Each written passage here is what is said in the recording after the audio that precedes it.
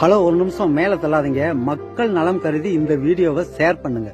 வீடியோல பாத்துக்கிட்டு இருக்க இந்த சப்பாத்தி களி பழத்தை கருவுற்ற பெண்கள் தொடர்ந்து வாரத்துக்கு ஒரு முறை நீங்க சாப்பிட்டுட்டு வந்தீங்களாக்கும் கருமுட்டை வளர்ச்சி சீரா இருக்கும்.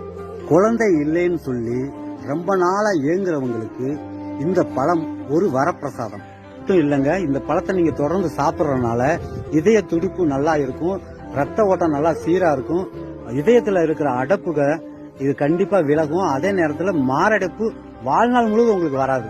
அது மட்டும் இல்லைங்க, திருமணமான பெண்கள் வாரத்துல 3 முறை இந்த பழத்தை நீங்க சாப்பிட்டு வந்தீங்களாக்கும் கர்ப்பப்பையில இருக்கிற நீர்க்கட்டி தானாக அழிந்து விடும். ஆண்மை குறைபாடு இருக்கும் ஆண்கள் இந்த பழத்தை நீங்க தொடர்ந்து சாப்பிட மூலியமா அந்த பிரச்சனையே இருக்காது உங்களுக்கு.